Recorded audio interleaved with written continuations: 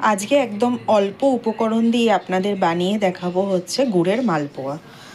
তো কি কি উপকরণ নিয়েছি আগে দেখে নিন বন্ধুরা। এখানে রয়েছে নলেন গুড়, এখানে রয়েছে হাফ কাপ সুজি যেটা আমি একটু জল দিয়ে ভিজিয়ে রেখেছিলাম, 1 কাপ ময়দা, এখানে রয়েছে 2 টেবিল স্পুন চিনি, কিছুটা গুড় নিয়েছি ওই 50 গ্রাম থেকে 70 গ্রামের মধ্যে, আর কিছুটা মুড়ি নিয়েছি।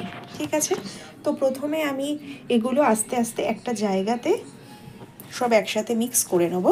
মিক্স করে নিয়ে আমি ব্যাটারটা রেডি করব। ব্যাটারটা রেডি করার পরে আমি কি করব না আপনাদের এটা তেলের মধ্যে ভেজে দেখাবো।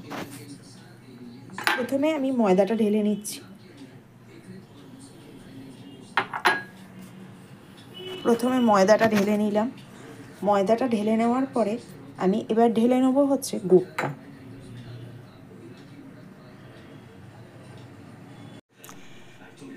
সমস্ত ইনগ্রেডিয়েন্টস একসাথে মিশিয়ে আমার এই ব্যাটারটা তৈরি হয়েছে। ঠিক আছে,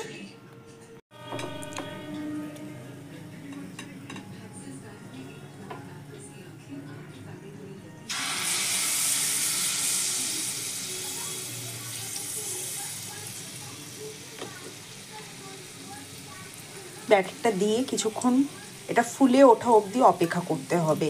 প্রথমেই নাড়াচাড়া দেবেন না, তাহলে ভেঙে যেতে পারে বা আটকে যেতে পারে।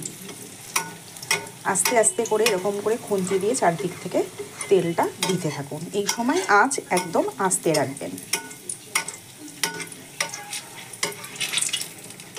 দেখুন কি সুন্দর ফুলে উঠছে।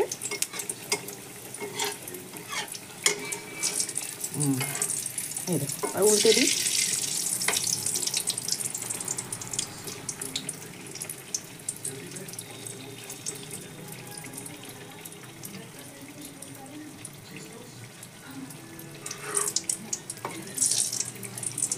এই পাশ দিয়ে আপনারা আরও কয়েকটা করে দিতে পারেন। যেহেতু আমি এক হাতে ভিডিও করছি এবং এক হাতে মালপোয়াটা তৈরি করছি, সেহেতু আমি একটা করে দেওয়াই সুবিধাজনক বোধ করছি। এবার সময় অনেকের হাতেই থাকে না, আমি জানি সবাই আজকালকার দিনে খুবই ব্যস্ত মানুষ, তো তারা সেক্ষেত্রে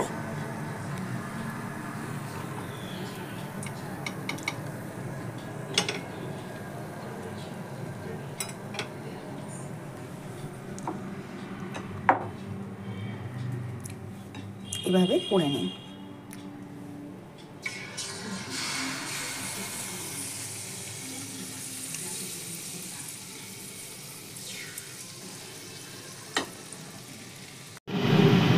এই দেখুন কি সুন্দর হচ্ছে। এইভাবে ভাজতে হবে এবং যখন কিনা আপনারা তুলবেন তখন আঁচ অবশ্যই হাই ফ্লেম করে নেবেন।